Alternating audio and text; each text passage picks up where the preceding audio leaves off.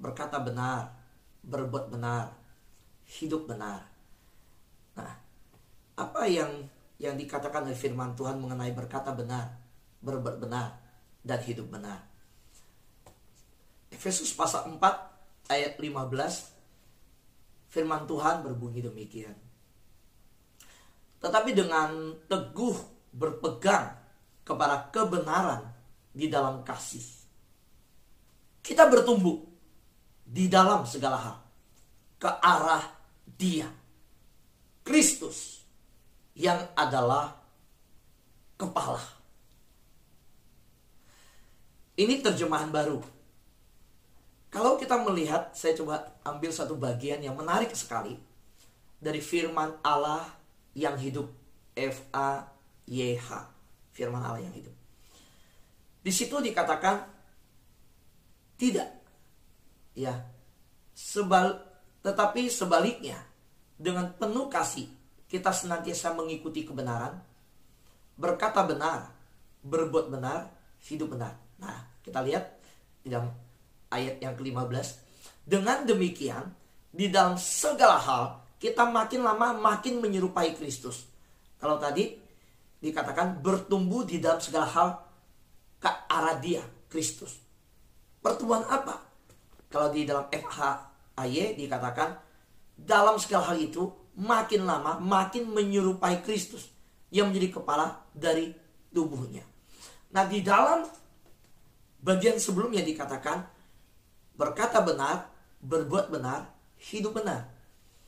Jadi orang yang mengikuti kebenaran, yang bertumbuh dalam segala hal, yang menyerupai Kristus, menyerupai dalam hal apa? Dalam berkata benar, berbuat benar, hidup benar. Itulah yang Yesus katakan ketika menyatakan bahwa Dia adalah jalan, kebenaran, dan kehidupan. Di dalam Kristus, maka yang namanya hidup yang sudah diubahkan, itu berarti melahirkan perbuatan-perbuatan, perkataan benar, berbuat benar, hidup yang benar. Nah, inilah orang yang sudah dimuridkan. Ketika berbicara tentang pemuridan, saya melihat sebuah perjalanan di depan untuk sahabat doa FKK. Adalah sebuah perjalanan pemuridan.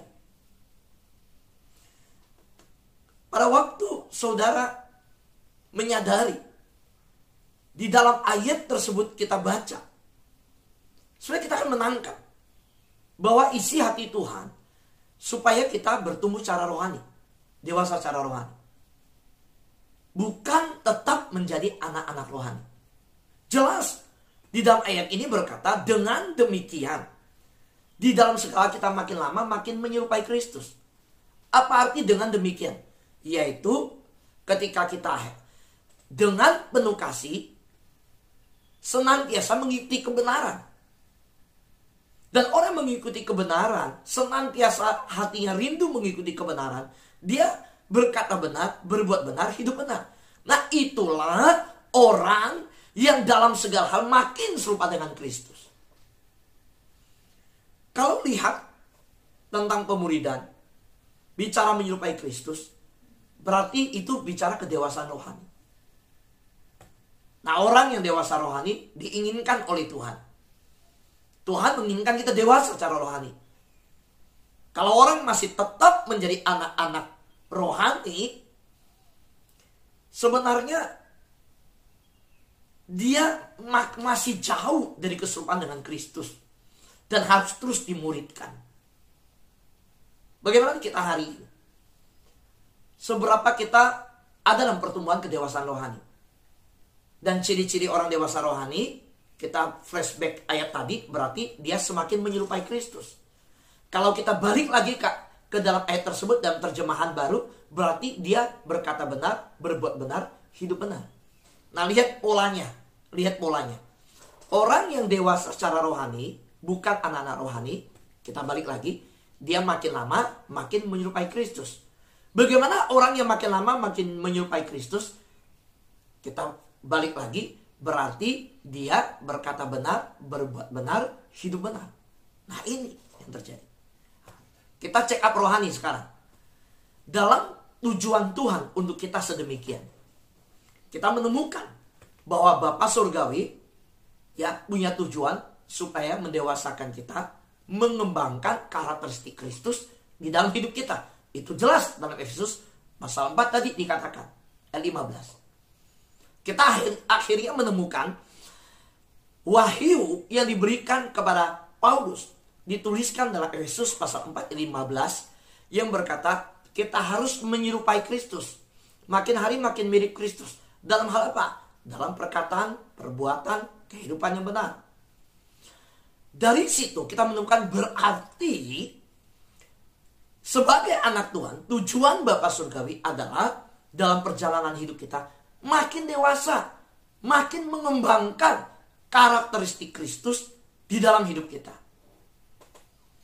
Apa sih karakteristik Kristus? Kalau kita tanya lagi, balik lagi kalau kita tanya karakteristik Kristus dalam hidup kita, yaitu menjalani hidup yang benar dengan apa? Menjalani hidup dengan berkata benar, berbuat benar, dan hidup benar. Sekarang kita coba berhenti di bagian ini dengan tidak terburu-buru maju ke bagian lain. Kita mau belajar sama-sama di dalam dituntun oleh firman Tuhan.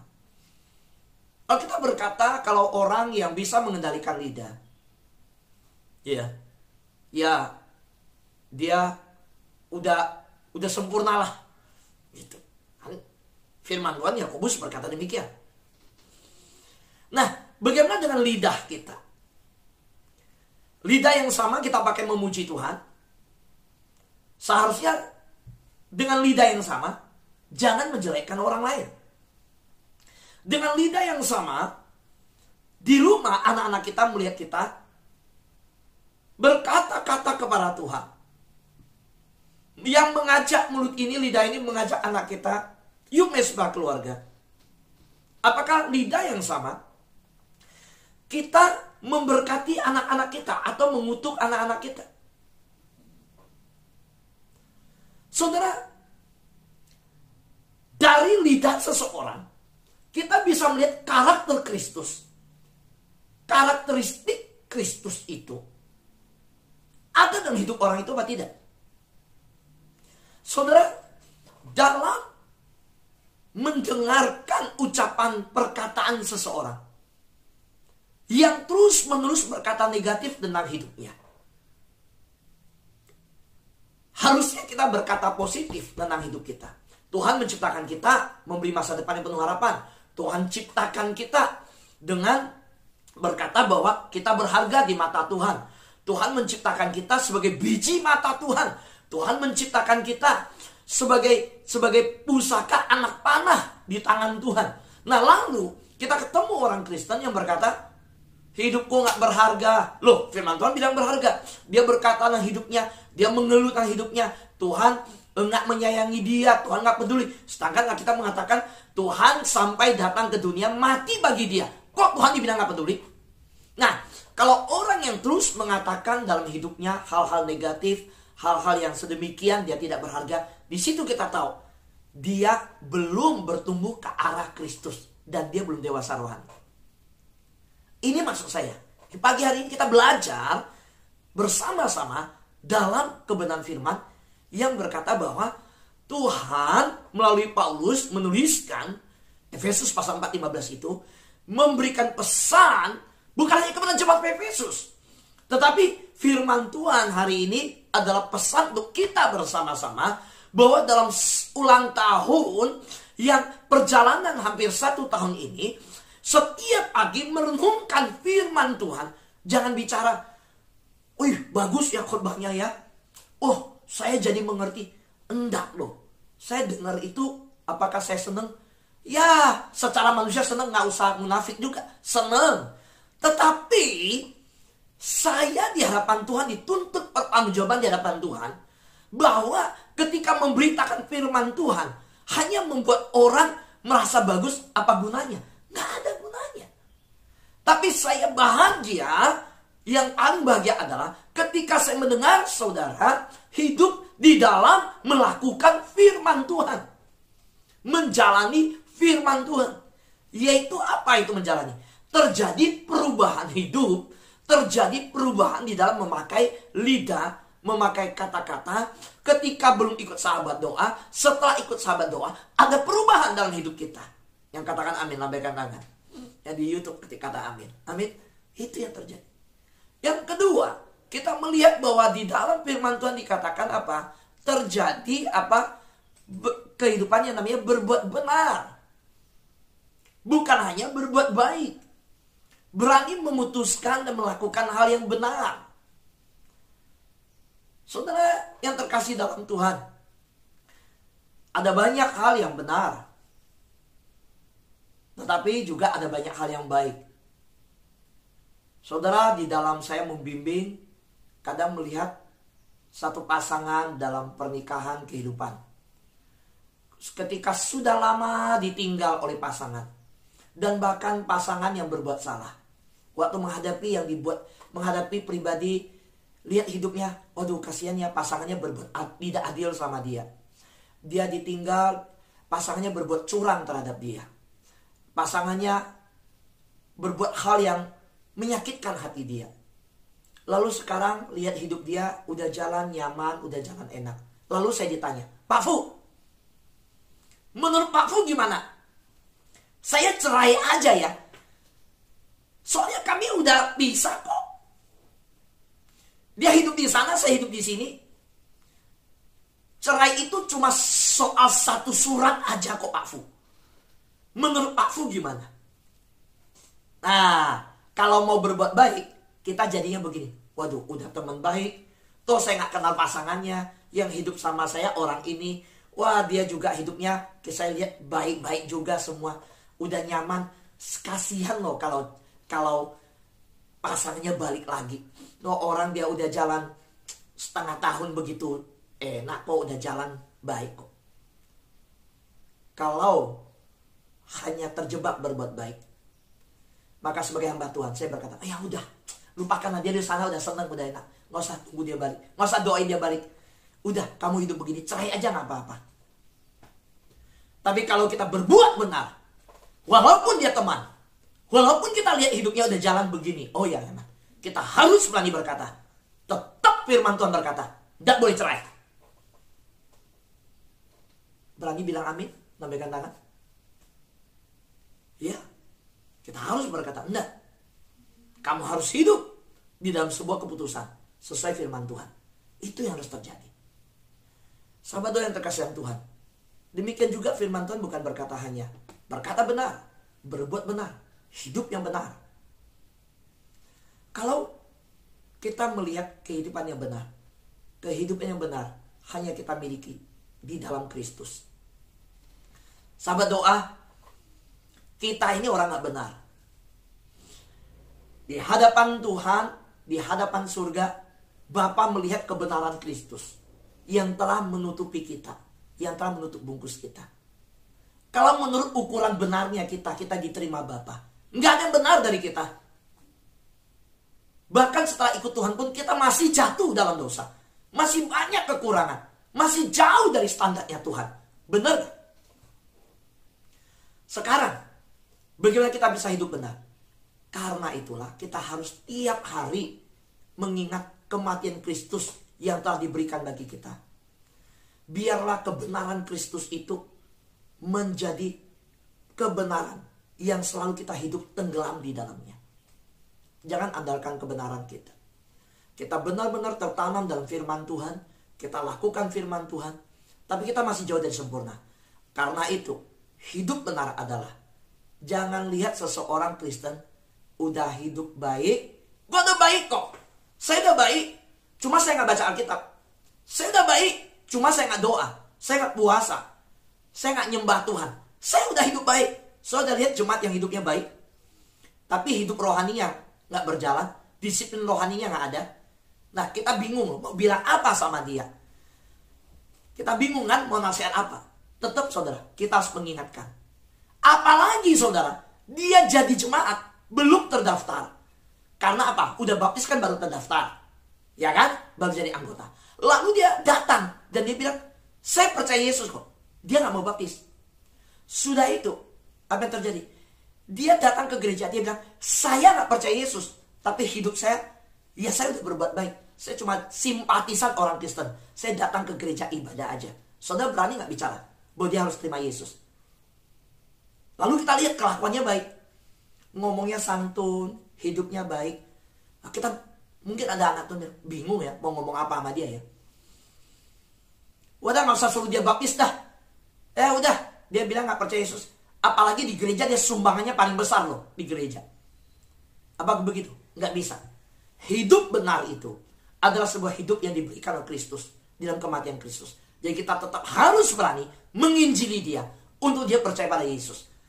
Kalau dia merasa hidup benar di luar Yesus itu cukup, saya udah berbuat baik, itu udah benar.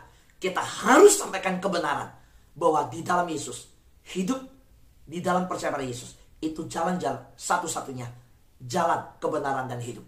Amin, sahabat doa. Iya. Nah, hari ini yuk kita lihat pertumbuhan kita yang ke arah Kristus itu, yang Kristus mau. Nah, banyak orang Kristen menjadi tua tetapi tidak pernah menjadi dewasa rohani.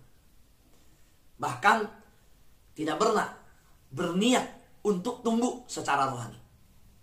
Saudara, waktu saya renungkan, kenapa ya ada anak Tuhan gak tumbuh-tumbuh ya?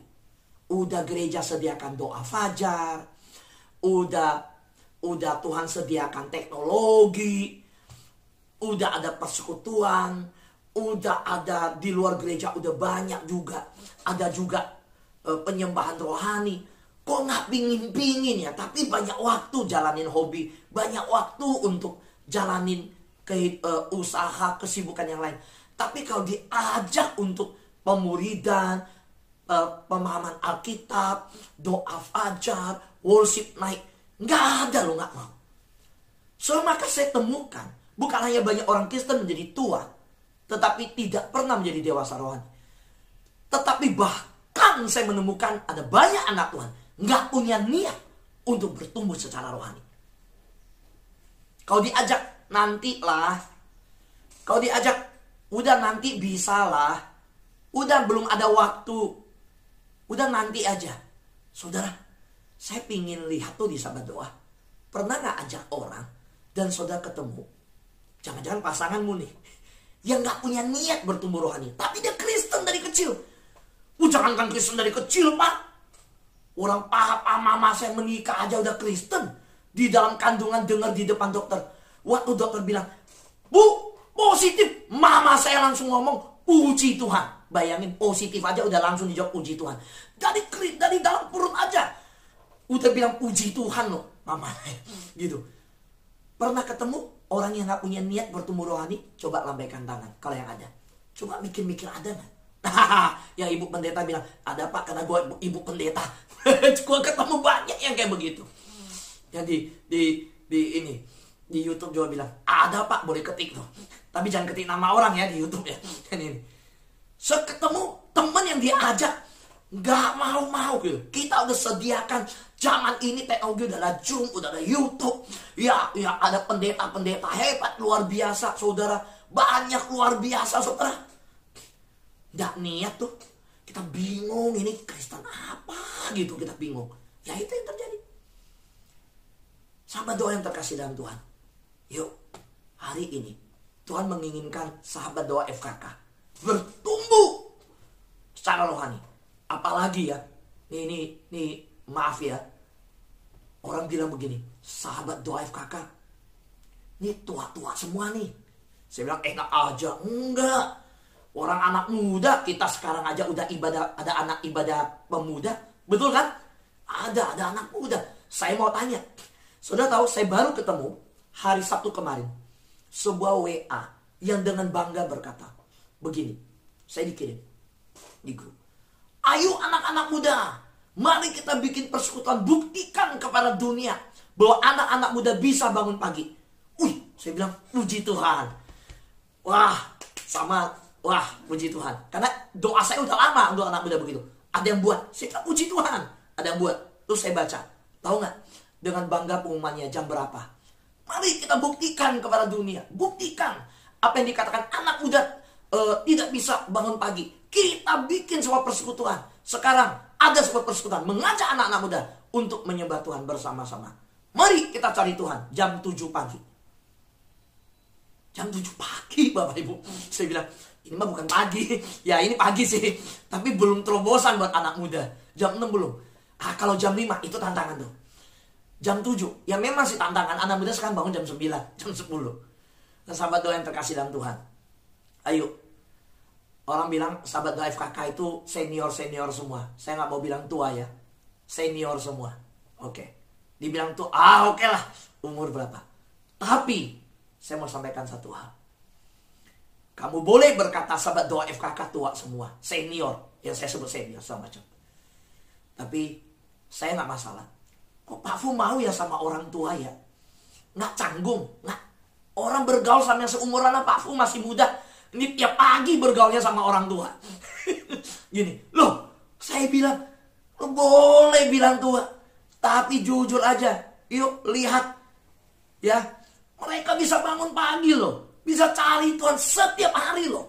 Ya, mereka bisa mau loh nyembah Tuhan. Dan bukannya pagi. Lebih mengejutkan sekarang. Udah pagi, malam juga muncul. Coba katakan haleluya. Katakan haleluya. Amin. Bukan pagi, malam saya bilang. Nah ini kan luar biasa.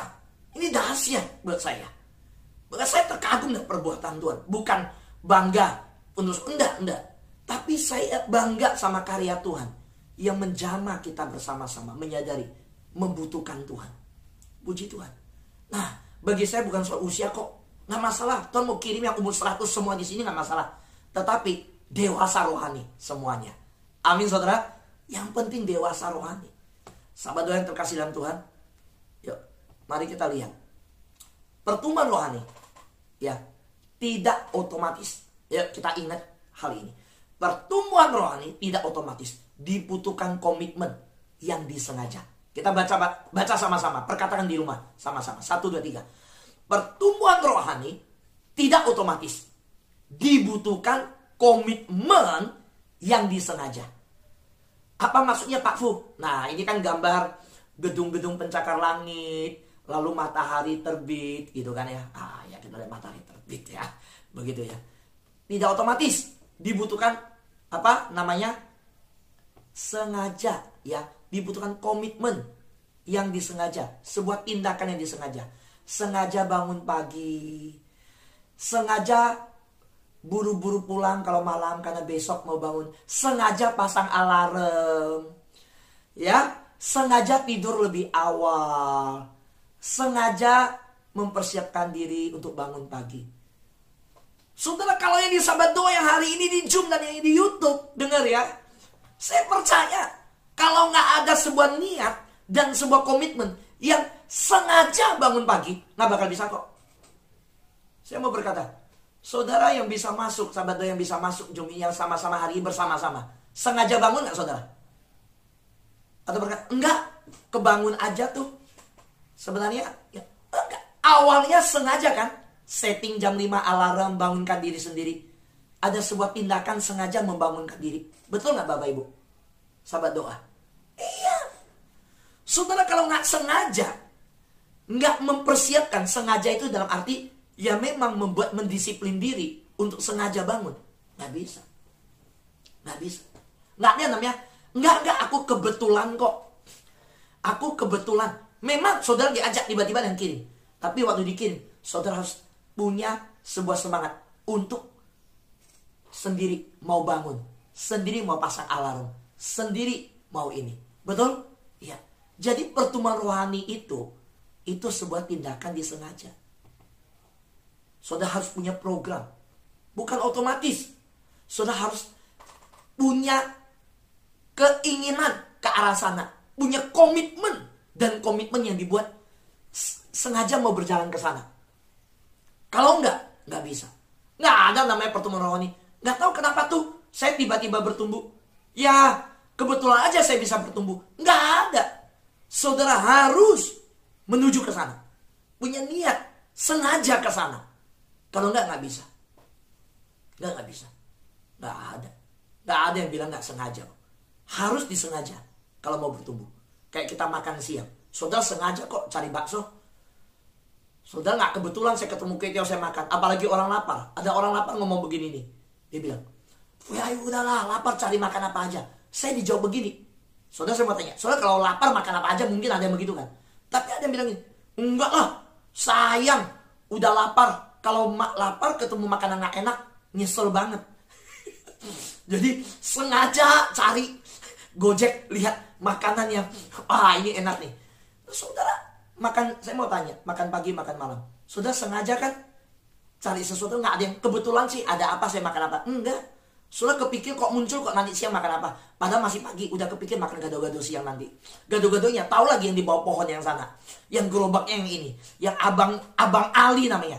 Bang Ali, gerobak Bang Ali begitu. Loh, saudara sengaja kan? Siap-siap diri kan? Dari jam 10 kalau tahu gerobaknya di bawah sana, saudara mulai menuju ke sana. Sengaja kok. Nah, pertumbuhan rohani begitu. Harus disengaja juga. Nggak bisa namanya saudara nggak mau menyentuh Alkitab, nggak mau siapkan waktu mesbah keluarga. Nggak bisa. Sahabat doa yang terkasih dalam Tuhan, saudara harus ingin bertumbuh. Ya, kalau mau bicara kita harus memiliki sikap untuk sengaja ke arah sana. Maka saya mau sampaikan, saudara harus ingin bertumbuh, memutuskan untuk bertumbuh, berusaha untuk bertumbuh, bertahan dalam pertumbuhan. Kalau udah bertumbuh, bertahan dalam pertumbuhan itu. Jadi saya ulangi, saudara harus ingin bertumbuh, mau sengaja ke arah sana, pertumbuhan sana. Saudara harus punya komitmen ingin bertumbuh, mau bertumbuh. Lalu saudara harus memutuskan untuk bertumbuh. Setelah ingin, mau, udah punya rencana, bertumbuh lewat ini. Oke, saya mau di sahabat doa, saya mau bangun pagi, saya mau cari roh. Putuskan itu. Sudah itu apa? Berusaha. Sudah itu bertahan di dalamnya. Soalnya ada banyak yang awalnya di sahabat doa saya dengar, dia bertumbuh. Saya sudah dengar kesaksian bicara dengan saya. Tapi ada satu dua yang akhirnya setelah bertumbuh enggak lagi ikut sahabat doa. Nggak masalah bagi saya. Saya senang udah bertumbuh. Tapi saya berharap di luar sana terus bertumbuh tetap. Pemuridan adalah proses menjadi seperti Kristus. Pemuridan selalu dimulai dengan sebuah keputusan. Ya, jadi Pak Fu kenapa sampaikan firman Tuhan hari ini tentang pemuridan? Begini sahabat doa. Perjalanan sahabat doa 1 tahun ke depan. Saya berdoa Tuhan udah mau 1 tahun. Apa yang Tuhan mau kerjakan di sahabat doa? Tuhan sampaikan Tuhan. Waktu saya masuk hadirat Tuhan saya berdoa. Hal yang pertama, saya sampaikan yang pertama untuk hari ini. Kita terima ya visi yang dari Tuhan. Yaitu apa? Saya menemukan gereja-gereja. Ada banyak anak Tuhan bicara pemuridan. Pak Fu, pemuridan, ini pemuridan, gereja pemuridan. Soal tahu yang saya tes orang pemuridan, saya tanya dengan satu kalimat. Pakai buku apa? Pakai pelajaran apa? Oh, pelajaran ini, buku ini. Nah, ini kejebak. Ini yang terjebak. Banyak anak Tuhan selalu berpikir pemuridan itu adalah bahannya dari mana? Oh, gereja kami pemuridan, kami pakai buku ini, pakai buku ini. Saudara, pemuridan bukan pelajaran. Pemuridan adalah sebuah perjalanan. Ada banyak orang terjebak berpikir pemuridan itu pelajaran. Enggak. Perhatikan, setiap pagi di sahabat doa, ketika saya mulai khotbah, saya selalu mengucapkan kalimat, yuk mari kita hari ini berjalan dalam tuntunan firman Tuhan. Mari dalam perjalanan pagi ini kita dituntun firman Tuhan. Siapa yang peka, siapa yang nangkap kalimat itu, coba lambaikan tangan. Saudara, dengar gak? So, perhatiin gak? Setiap hari loh, waktu mulai firman Tuhan saya bilang, yuk hari ini kita akan dituntun dalam perjalanan hidup kita dengan firman Tuhan. Dengar gak? Pemuridan itu bukan bicara mana bukunya. Saya mau ikut pemuridan nggak? Kita pakai buku ini loh gereja kami. Ikut pemuridan kita pakai bahan ini loh. Enggak, saudara. Pemuridan itu bukan pelajaran. Jangan terjemah. Pemuridan itu adalah perjalanan rohani. Karena itu ke depan saya doa gini. Tuhan, sahabat doa ini ya kita lihat hari ini ya. 155. Kita bilang 155 lah hari ini. Tuhan, ini terlalu besar. Bagi saya arti terlalu besar gini. Terlalu luas juga. Ada yang di Manado, Bu Maker, ada yang di Batam, Bu Isil, ada yang di Ungaran, Bu Ungki, ada yang di Semarang, ada yang di sana sini. Nah, lalu Tuhan taruhkan di hati saya gini, mulai dengan kelompok kecil. Ya, kelompok kecil. Dari kelompok kecil, biar mereka ngobrol, terbentuk dan otentik. Yuk sama-sama ngomong, bicara kalimat ini. Otentik, 1, 2, 3. Otentik. Jadi bukan cara pimpin satu kelompok kecil. Ya. Nah di situ, saya rindu terjadi sebuah hubungan yang begitu dekat sampai otentik. Itu otentik gini, apa adanya. Bukan karena ada apa-apa. Jadi waktu ngumpul di kelompok itu bukan karena, cocok nih orang kayak semua, ada apa-apanya, saya mau masuk yang kelompok ini. Enggak. Asik nih yang ngajak Bu Kencana. Wah, Bu Kencana kan yang punya Menara Jakarta, saya mau dekat nih. Nah itu jangan. Soalnya ini contoh ya, jangan habis ini saudara pikir, wah bener Bu Kencana punya Menara Jakarta. Ini contoh, maksudnya orang yang mau dekat itu jangan karena ada apa-apanya. Tetapi waktu kita mendekat, membuat kelompok yang di Serpong, yang di Tomang, yang Green Garden, yang Cempaka Putih, yang Sunter, yang Kelapa Gading. Mungkin 7 orang, mungkin 3 keluarga, 6 orang. Tapi hubungan mereka itu otentik. Apa adanya. Nah, lalu timbul kepercayaan apa adanya. Lahirlah cerita. Dia berani ngomong ketika dia jatuh. Waktu dia lemah, dia berani ngomong. Dan waktu dia ngomong di situ, nggak keluar kemana-mana. Dijaga perkataan itu di situ. Dan waktu dia jatuh, suamiku jatuh loh. Dia ngomong, dia berani akhirnya. Saya kasihan, saya lihat. Gereja Tuhan yang sekarang terjadi, banyak yang berhubungan secara pakai topeng, palsu, duplikat, dua wajah. Sehingga jemaat ketika ada masalah, bukan konsul di gereja sendiri, lari ke gereja orang lain. Ketika ada masalah, bukan di komunitasnya dia bilang, gua ada masalah, gua ada pinjaman ojol. Dia gak berani ngomong.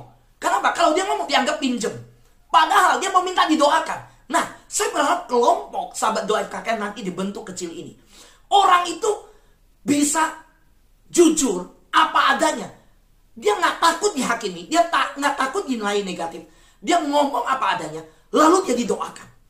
Jadi ada sahabat rohani yang berjalan bersama dia, menuntun dia bertumbuh. Dan tentu di kelompok itu saya akan tunjuk seorang yang dewasa rohani ada di situ. Dan nggak boleh besar kelompoknya. Nah, kelompok ini berjalan apa? Berjalan terus saja. Jadi akrab. Dia mau jalan ke puncak 3 keluarga silahkan. Tetapi mereka bisa bicarakan firman. Pak, bahannya dari mana? Nggak usah mikirin bahan. Berjalan aja waktu kumpul, nggak usah nanya yang ini. Tanya aja, gimana anakmu sehat? Oh ya, saya dengar kemarin anakmu kuliah. Sekarang sampai di mana kuliahnya? Oh, saya dengar suamimu, istrimu sakit, tergantung obat terus. Obat apa yang diminum? Susah nggak cari obatnya? Nah, sudah itu ngomong, kita doain. Nah, kalau mau ngomong Pak, kalau bicara firman gimana? Ya udah gini. Saudara, kalau bicara firman, pagi hari kan saudara dengan firman. Kalau memang pas kayak Senin ini berkumpul nanti jam 12. Nah, bicarakan firman yang pagi ini. Ngobrolin apa yang didapat di pagi ini. Kan saya kirimkan bahannya. Setiap hari kan saya kirim saudara. Nah, saudara tanya dia, tadi pagi dengan firman Tuhan yang kita dengar yang dibicarakan tentang berbuat baik, berbuat benar ini, kamu dapat apa? Nah, ngobrol. Boleh ketemu di warung kopi, boleh. Nah, saudara, saya melihat kita harus menuju ke pemuridan. Melalui pemuridan, maka kita tidak hanya di layar saja, tetapi akhirnya kita bisa menatap muka. Itu penting. Bertatapan muka juga. Tetapi kelompok kecil. Amin. Demikian firman Tuhan. Saya berharap melalui visi yang dari Tuhan ini, saudara mulai menemukan orang-orang yang disebut mentoring, bapak rohani, ibu rohani, kakak rohani. Dengar, prinsip saya, setiap orang harus punya, apakah namanya kakak rohani, bapak rohani, ibu rohani. Saya justru lihat banyak orang jatuh dan terhilang dari kekristenan karena nggak punya pembimbing rohani. Karena itu, saudara nggak cukup seperti ini. Harus ada pembimbing rohani, bapak rohani, ibu rohani, yang engkau dekat sama dia, engkau bisa curahkan semuanya apa adanya tanpa takut dihakimi, dan engkau didoakan, dituntun dalam bertumbuh bersama-sama. Saya berharap Jakarta Selatan akan muncul satu titik kumpul, Jakarta Timur, Jakarta Barat, Jakarta Utara, Jakarta Pusat, Serpong, Bekasi, Tangerang, Depok, dan tempat lain sebagainya. Dan saya berharap kelompok-kelompok kecil ini satu hal yang terjadi. Sahabat doa bukan gereja. Saya ingatkan, saya tidak mau terjebak di program. Dan yang saya buat ini bukan program. Yang saya doa dan Tuhan taruhkan di saya adalah, sahabat doa ini sedang terjadi sebuah kegerakan, kebangunan rohani. Jadi kelompok yang dibuat ini bukan sebuah program. Ini adalah sebuah kegerakan. Saudara rindu masuk dalam kegerakan rohani? Lambaikan tangan. Saudara, sahabat doa adalah sebuah kegerakan rohani. Bukan sebuah organisasi, bukan program. Tetapi sebuah kegerakan. Saya berdoa, saudara dibangunkan secara rohani. Masuk dalam kegerakan rohani ini. Amin. Tuhan berkati kita.